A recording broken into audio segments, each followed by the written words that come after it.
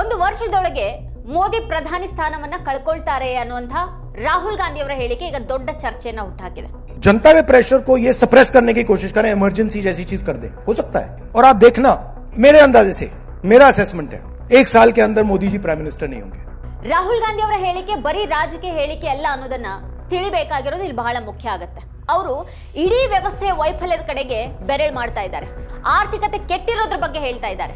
ಒಂದು ಕಡೆಯಿಂದ ಬೃಹತ್ ಆರ್ಥಿಕ ಸುನಾಮಿ ಬರ್ತಾ ಇದೆ, ಬೆಲೆಗಳು ಏರ್ತಾ ಇವೆ, ಮತ್ತೆ ಈಗ ನೋಡ್ತಾ ಇರೋದು ಬರೀ ಆರಂಭ. ಇದು ಜೀವಿತ ಅವಧಿಯಲ್ಲಿ ಯಾವತ್ತಿಗೂ ನೋಡಿರದ ಆರ್ಥಿಕ ಬಿಕ್ಕಟ್ಟನ್ನ ಭಾರತ ಎದುರಿಸಲಿದೆ ಅಂತ ಹೇಳಿದ್ದಾರೆ ರಾಹುಲ್ ಗಾಂಧಿ ಅವರು.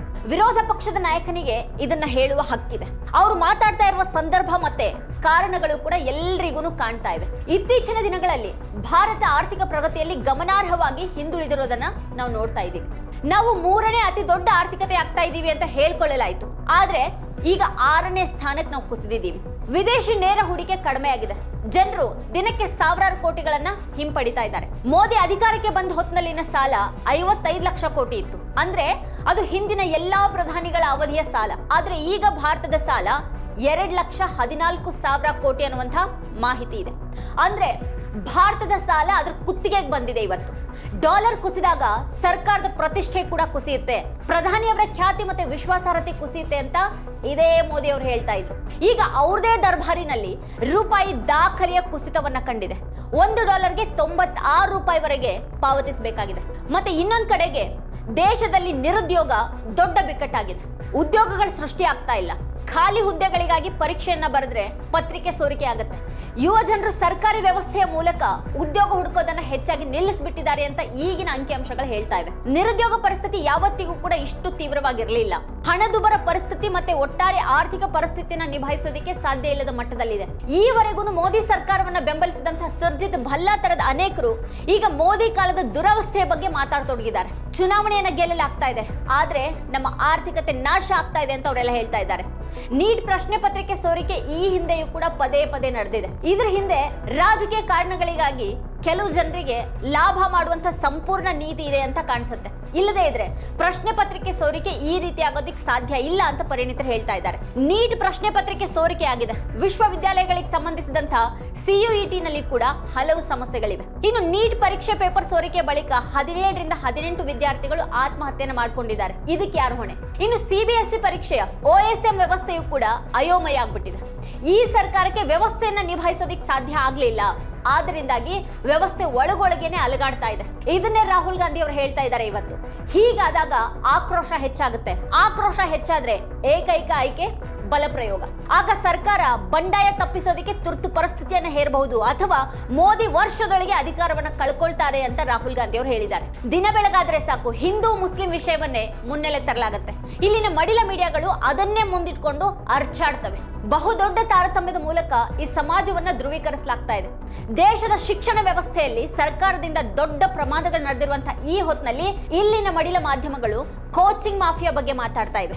ಯೂಟ್ಯೂಬ್ ಶಿಕ್ಷಕರನ್ನ ನಿಷ್ಪ್ರಯೋಜಕರು ಅಂತ ಹೇಳಲಾಗ್ತಾ ಇದೆ. ಸ್ವತಂತ್ರ ಯೂಟ್ಯೂಬ್ ಶಿಕ್ಷಕರ ಕೊಡುಗೆಯನ್ನ ನಿರ್ಲಕ್ಷಿಸೋದಿಕ್ ಸಾಧ್ಯನೇ ಇಲ್ಲ. ಕೋಚಿಂಗ್ ಮಾಫಿಯಾ ಅನ್ನೋದು ಬೇರೆ ವಿಷಯ, ಮತ್ತೆ ಯೂಟ್ಯೂಬ್ ಶಿಕ್ಷಕರ ವಿಷಯ ಬೇರೆ. ಇನ್ನು ದೇಶದ ಶಿಕ್ಷಣ ವ್ಯವಸ್ಥೆಯ ಬಗ್ಗೆ ಮಾತನಾಡದೇ ಇರೋರು ಇವತ್ತು ಕೋಚಿಂಗ್ ಮಾಫಿಯಾ ಬಗ್ಗೆ ಮಾತಾಡ್ತಾ ಇದ್ದಾರೆ. ಯೂಟ್ಯೂಬ್ ಶಿಕ್ಷಕರ ಬಗ್ಗೆ ಮಾತಾಡ್ತಾ ಇದ್ದಾರೆ. ಇವತ್ತು ಮಕ್ಕಳು ಕೋಚಿಂಗ್ಗೆ ಯಾಕೆ ಹೋಗ್ಬೇಕಾಗಿದೆ ಅಂತ ಅಂದ್ರೆ ಶಾಲೆಯಲ್ಲಿ ಅವ್ರಿಗೆ ಸರಿಯಾದ ಶಿಕ್ಷಣ ಸಿಗ್ತಾ ಇಲ್ಲ. ಪ್ರಸ್ತುತ ಈ ದೇಶದಲ್ಲಿ 90,000 ಸರ್ಕಾರಿ ಶಾಲೆಗಳನ್ನ ಮುಚ್ಚಲಾಗಿದೆ. 14,000 ಸರ್ಕಾರಿ ಶಾಲೆಗಳು ಏಕೋಪಾಧ್ಯಾಯ ಶಾಲೆಗಳಾಗಿವೆ. ಅಲ್ಲಿ ಓದುತ್ತಾ ಇರುವಂತಹ ಮಕ್ಕಳ ಪೋಷಕರು ತಮ್ಮ ಮಕ್ಕಳಿಗೆ ಖಾಸಗಿ ಕೋಚಿಂಗ್ ಅನ್ನ ಪಡೆಯೋದಿಕ್ ಸಾಧ್ಯ ಆದ್ರೆ ಅವರು ಅದನ್ನ ಮಾಡ್ತಾರೆ, ಮತ್ತದು ಅನಿವಾರ್ಯವಾಗಿದೆ. ಯಾಕಂತಂದ್ರೆ ಸರ್ಕಾರಿ ಶಿಕ್ಷಣ ವ್ಯವಸ್ಥೆಯನ್ನ ನಾಶಪಡಿಸಲಾಗಿದೆ. ಶಾಲೆಗಳಲ್ಲಿನ ಶಿಕ್ಷಣ ತುಂಬಾನೇ ಉತ್ತಮವಾಗಿದ್ರೆ ಮಕ್ಕಳು ಅಲ್ಲಿನ ಪಠ್ಯಕ್ರಮದ ಆಧಾರದ ಮೇಲೆ IIT ಮತ್ತೆ G ಅನ್ನು ಕೂಡ ಪಾಸ್ ಮಾಡಬಹುದು. ಅವರು ಕೋಚಿಂಗ್ಗೆ ಯಾಕೆ ಹೋಗ್ಬೇಕಾಗಿದೆ ಅಂತ ಅಂದ್ರೆ ಸರ್ಕಾರಿ ಶಿಕ್ಷಣ ಸಂಸ್ಥೆಗಳಲ್ಲಿ ಅವರಿಗೆ ಬೇಕಾದಂತಹ ಕಲಿಕೆ ಇಲ್ಲ. ದೇಶದ ಅತ್ಯುತ್ತಮ ವಿಶ್ವವಿದ್ಯಾಲಯಗಳನ್ನ ಕೂಡ ಈಗ ಹಾಳು ಮಾಡಲಾಗಿದೆ. ದೆಹಲಿ ವಿಶ್ವವಿದ್ಯಾಲಯ RSS ಜನರಿಂದ ತುಂಬಿ ಹೋಗಿದೆ ಅಂತ ಎಲ್ಲರೂ ಕೂಡ ಹೇಳ್ತಾ ಇದ್ದಾರೆ. ವಿವಿ ಅಂತ ಶಿಕ್ಷಣ ಸಂಸ್ಥೆಗಳಲ್ಲಿನ ನೇಮಕ ಕೂಡ ಅವ್ರದೇ ಜನರನ್ನ ತಂದು ಕೂರಿಸುವಂತ ಕೆಲಸ ಆಗ್ಬಿಟ್ಟಿದೆ. ಇವತ್ತು ಕೋಚಿಂಗ್ ಮಾರುಕಟ್ಟೆ 58,000 ಕೋಟಿಗಿಂತನೂ ಹೆಚ್ಚು ಮೌಲ್ಯದಾಗಿದೆ ಅಂತ ಅಂದ್ರೆ ಸರ್ಕಾರದ ಬೆಂಬಲ ಇಲ್ಲದೆ ಇಷ್ಟು ದೊಡ್ಡ ಮಾರುಕಟ್ಟೆಯನ್ನ ಸೃಷ್ಟಿ ಮಾಡಕ್ ಸಾಧ್ಯ ಇದೆಯಾ? ಖಂಡಿತ ಇಲ್ಲ. ಸರ್ಕಾರ ಅದನ್ನ ಸೃಷ್ಟಿ ಮಾಡೋದಕ್ಕೆ ಬಯಸುತ್ತೆ, ಮತ್ತದು ಸರ್ಕಾರದ ಬೆಂಬಲದಿಂದಾನೇ ಇದೆ. ತನ್ನ ನೀತಿಗಳ ಮೂಲಕ ಸರ್ಕಾರ ಎಲ್ಲವನ್ನು ಖಾಸಗೀಕರಣಗೊಳಿಸೋದಕ್ಕೆ ಬಯಸುತ್ತೆ. ಖಾಸಗಿ ವಿಶ್ವವಿದ್ಯಾಲಯಗಳಲ್ಲಿ BA ಕೋರ್ಸ್ಗಳಿಗೆ ಲಕ್ಷಗಳಲ್ಲಿ ಶುಲ್ಕವನ್ನ ಸುರಿಬೇಕಾಗತ್ತೆ. ಚೀನಿ ರೋಬೋಟ್ಗಳನ್ನ ತೋರಿಸಿ ಇದು ನಮ್ಮದು ಅಂತ ಹೇಳೋರೇನೆ ಇಂಥ ಯೂನಿವರ್ಸಿಟಿಗಳಲ್ಲಿ ತುಂಬ ಹೋಗಿದ್ದಾರೆ. ಇವತ್ತು ಜನರನ್ನ ಮೂರ್ಖರನ್ನಾಗಿ ಮಾಡ್ಲಾಗ್ತಾ ಇದೆ. ಅದಕ್ಕಾಗಿನೇ ವಿಜ್ಞಾನ ವಿರೋಧಿ ವಾತಾವರಣವನ್ನ ಇಲ್ಲಿ ಸೃಷ್ಟಿ ಮಾಡ್ಲಾಗ್ತಾ ಇದೆ. ರಾಹುಲ್ ಗಾಂಧಿ ವಿದೇಶದಲ್ಲಿ ಅಧ್ಯಯನ ಮಾಡಿ ಪದವಿಗಳನ್ನ ಪಡೆದ ನಂತರ ಹಿಂದಿರುಗಿದ್ರು. ಆದ್ರೆ ಅವರನ್ನ ಪಪ್ಪು ಅಂತ ಬ್ರ್ಯಾಂಡ್ ಮಾಡ್ಲಾಯ್ತು ಇಲ್ಲಿ. ಆದ್ರೆ ತನ್ನ ಪದವಿಯನ್ನೇ ತೋರಿಸಿದಂತಹ ವ್ಯಕ್ತಿಯನ್ನ ಅವತಾರ ಅಂತ ಕರೆಯಲಾಗ್ತಾ ಇದೆ. ಇಂಥ ಸ್ಥಿತಿ ಇವತ್ತು ದೇಶದಲ್ಲಿದೆ. ಈಗ ಅದೇ ವಿಜ್ಞಾನ ವಿರೋಧಿಯಲ್ಲಿ ಉದ್ಭವಿಸಿದಾಗ ನಾವು ಯಾರನ್ನಾದ್ರೂ ಅವತಾರ ಅಂತ ಕರೆಯೋದಕ್ಕೆ ನಾವು ಶುರು ಮಾಡ್ಬಿಡ್ತೀವಿ. ವಿಜ್ಞಾನ ವಿರೋಧಿಯಲ್ಲೇ ನಮ್ಮನ್ನ ವಿನಾಶದತ್ತ ಕೊಂಡೊಯ್ಯುತ್ತೆ ಅನ್ನೋದು ಇಲ್ಲಿ ಸ್ಪಷ್ಟವಾಗಿದೆ. ಆದ್ರೆ ವ್ಯವಸ್ಥೆಯೊಳಗಿನ ಒಂದು ಭಾಗ ಇದೆಲ್ಲವನ್ನ ಗಮನಿಸ್ತಾ ಇದೆ.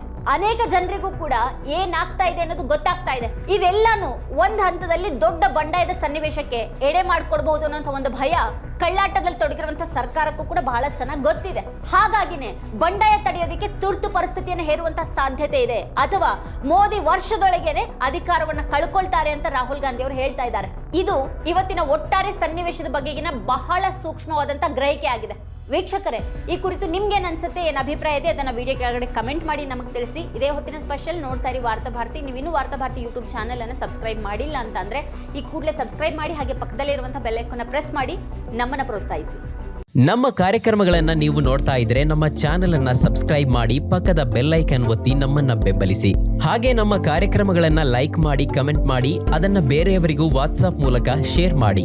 ನೀವು ಹೀಗೆ ಮಾಡಿದಾಗ ನಮ್ಮ ಚಾನೆಲ್ ಇನ್ನಷ್ಟು ಮತ್ತಷ್ಟು ಜನರಿಗೆ ತಲುಪಲು ನೀವು ನಮ್ಮೊಂದಿಗೆ ಸಹಕರಿಸಿದ ಹಾಗಾಗುತ್ತೆ.